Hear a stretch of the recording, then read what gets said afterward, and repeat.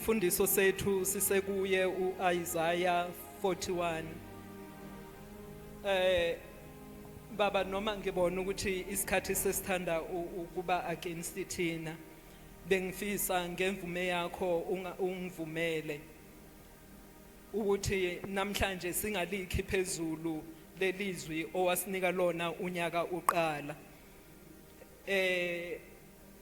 Nginesizathu Baba, uNkulunkulu ukubekile ukuba ube umalusi ebandleni lase Grace Life.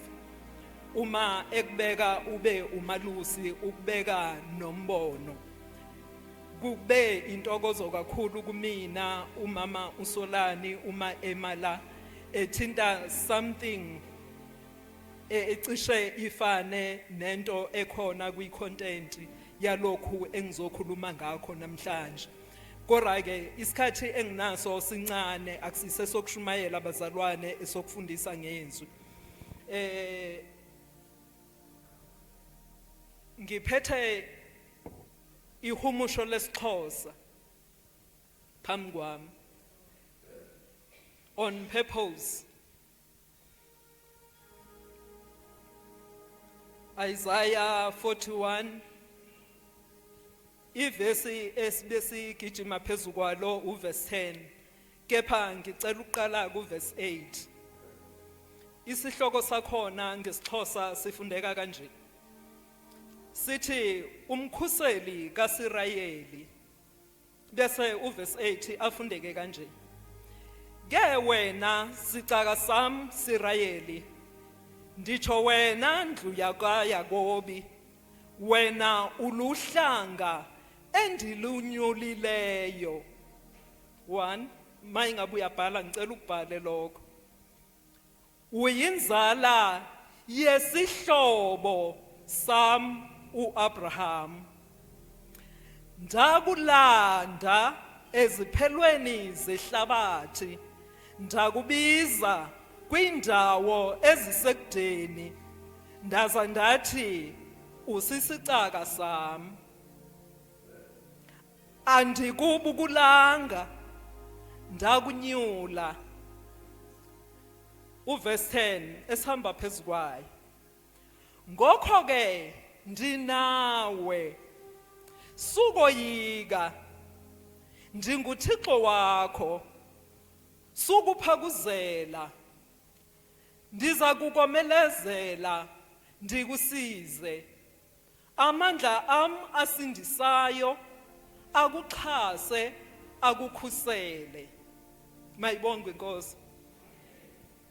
Ngineqiniso lokuthi njengoba ngifunda mina la kwihumusho lesixhosa, abazalwane bayafunda kwihumusho lesizulu. Uke wathi ke ubaba uDuma last week wathi, baba, we are trying to land but akulendeki. In preparation of the landing, ngithe ake ngithathe from verse 8 ukuthi why uNkulunkulu athi uma ekhuluma noIsaiah athi fear not.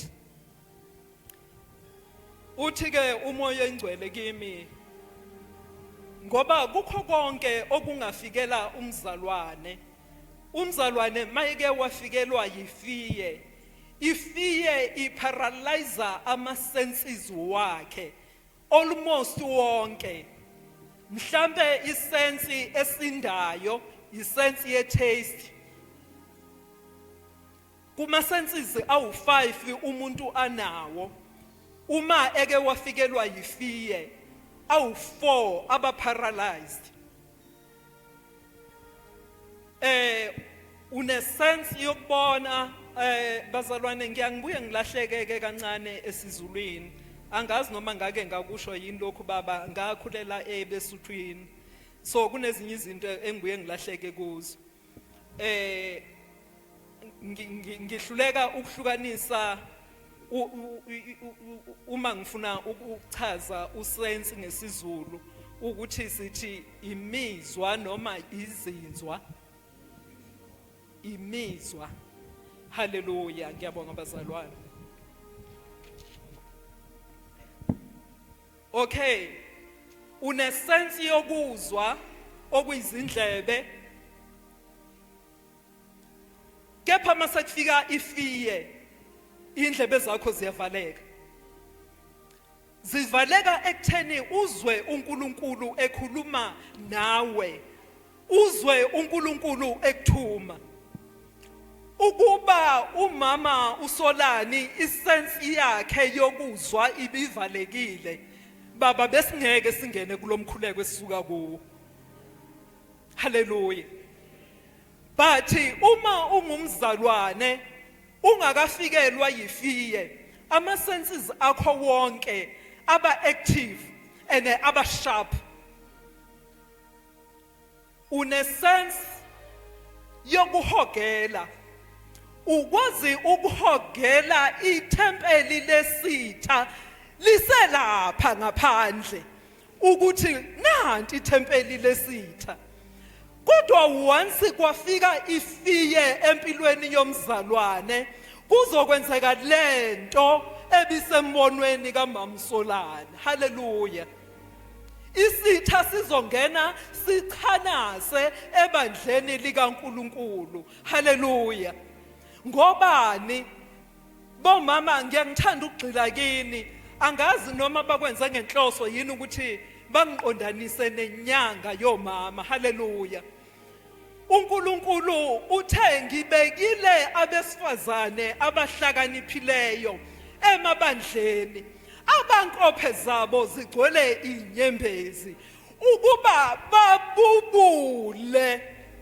Sebayaphi abesifazane abazokwazi ukuhogela bezwe babone bese beyabubula kuNkulunkulu? Hallelujah. Baqedwe yifiye. Hallelujah. Ifiye ingene yagijima yachanasa ebandleni likaNkulunkulu, yaqeda omama bomkhuleko. Hallelujah. Bese uba nesense yokubona, nesense ye-touch, ngicabanga ukuthi ngiright bamnkosi, of which it is your skin. Le bazalwane isebenza kithi sonke. I-sense of touch la enkonzweni, before kuqale inkonzo kune part la kuthiwa khona asibingelelaneni. Hallelujah. Nangane, ubaba uyayagcizelele lokho. Nangana ngobungcwele, ngamanye amagama, sondela sandla sami, you are in contact nomzalwane wakho. So uma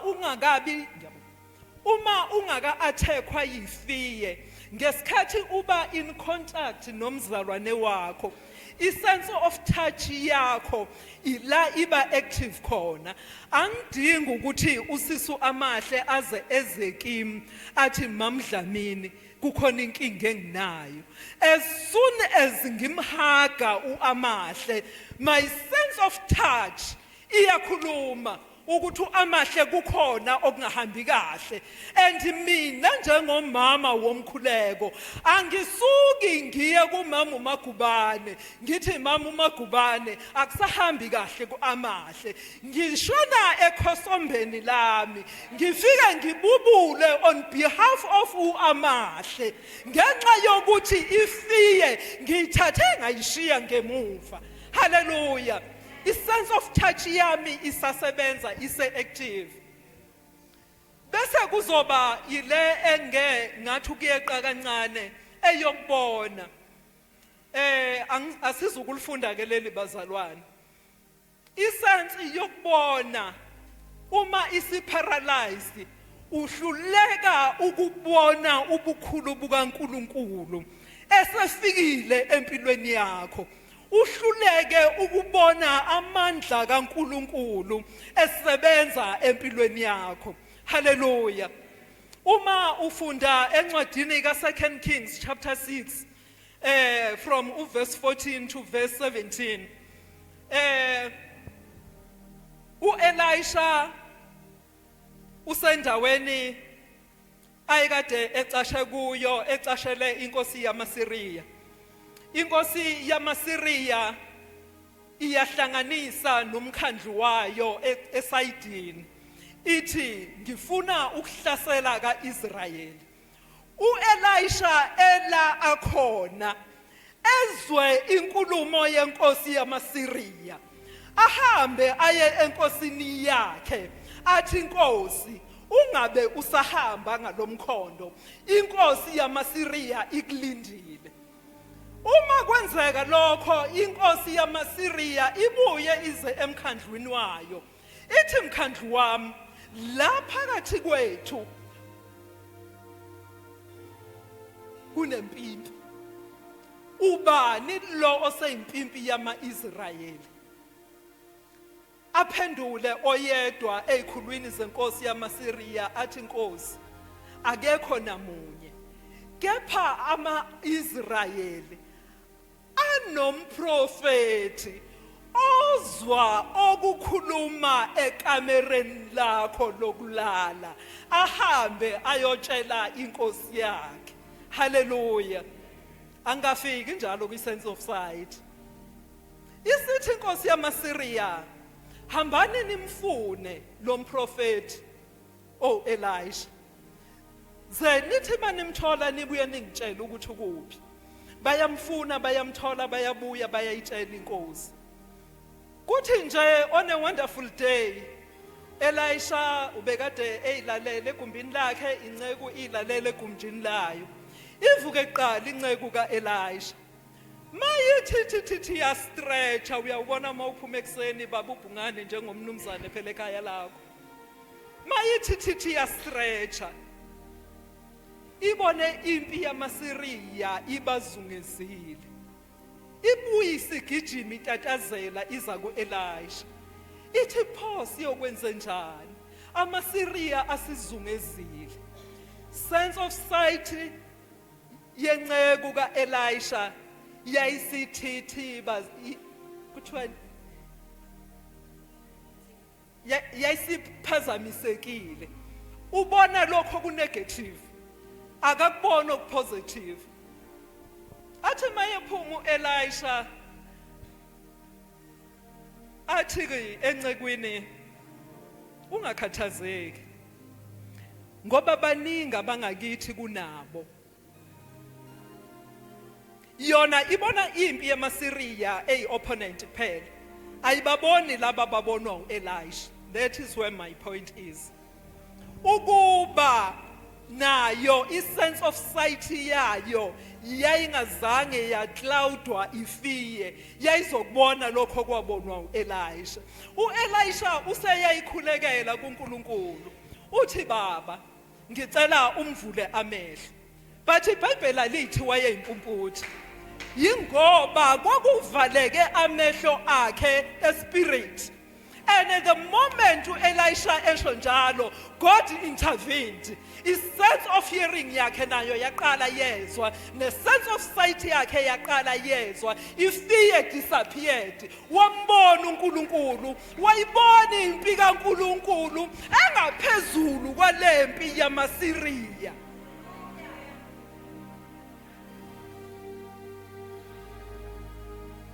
Bangaka abazalwane abalapha phakathi kwethu namhlanje abazungezwe yimpi yomlilo kaNkulunkulu kodwa bangakwazi ukuyibona. Hallelujah.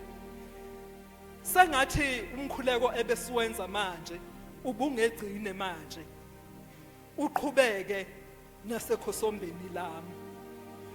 Hallelujah. Uthi nje Nkosi ngivula amehlo. Sekwenzekile konke Nkosi ngivula amehlo.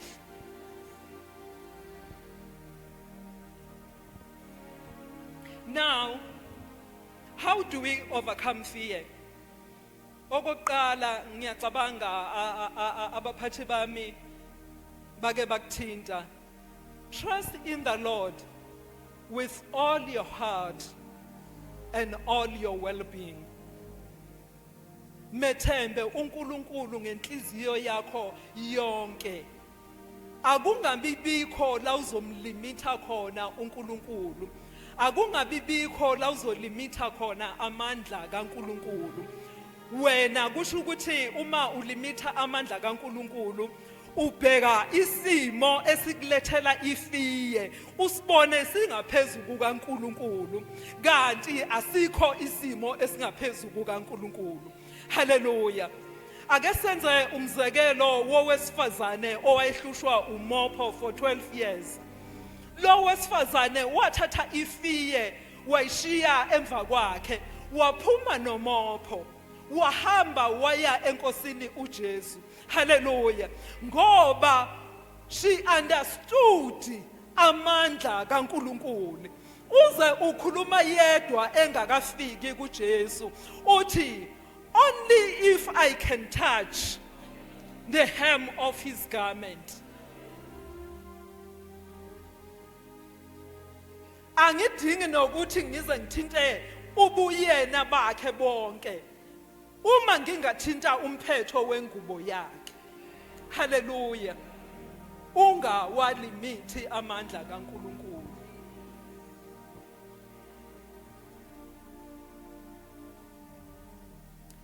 Okwesibili, uma ufunda kuJoshua chapter 1 verse 8 ithi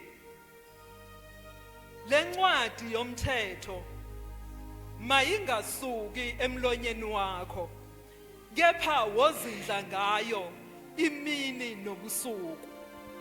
Uma uzindla ngencwadi yomthetho, ngesikhathi kuqhamuka isimo esikulethela ifiye, you refer back to incwadi yomthetho. Ithini incwadi yomthetho? Ithi mangenze njani mangihlangana nalesi simo? Baba, angifundanga ngephutha lama vesi engiwafundileyo. Incwadi yomthetho iyakhumbuza ithi 1, wena ungonyuliweyo, so lesisitha asinamandla phezukwakho. Hallelujah. Lefiye wena oyibona sengathi ngaphezulu kaNkulunkulu ayinamandla phezukwakho. Number 2, ungolandiweyo from the pit.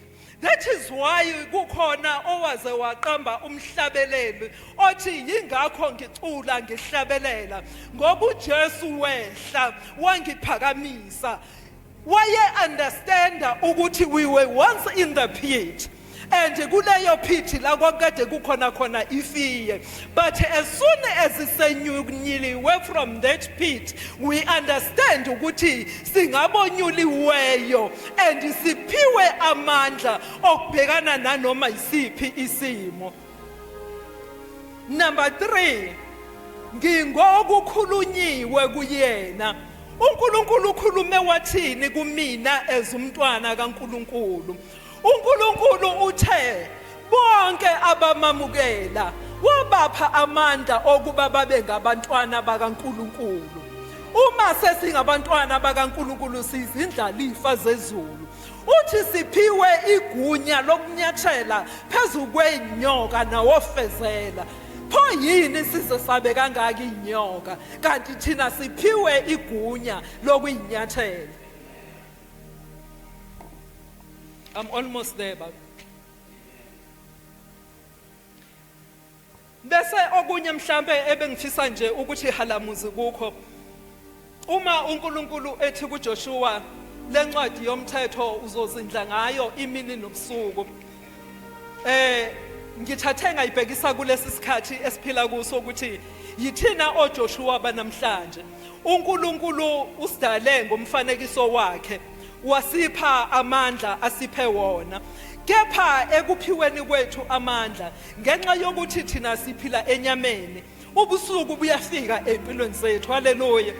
Okay, literally la uNkulunkulu wayekhuluma ngobusuku ubusuku bokushona kwelanga, but biblically uma ukhuluma ngobusuku kukhulunywa ngesikhathi esinzima, isikhathi sama trials and tribulations. Hallelujah. Yisona kanye ke leso sikhathi esiyasifike nefiye empilweni yakho.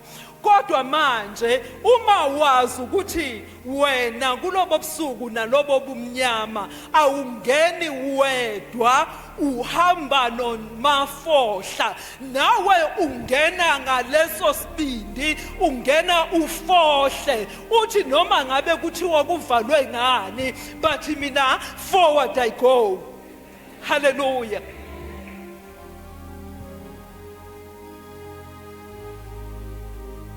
Baba, ngicela ukugcina nje ngalamaganyana lawa ambalwa athi, ifiye isisilimaze ngalendlela yokuthi sekuze kwaba nesaga baba esithi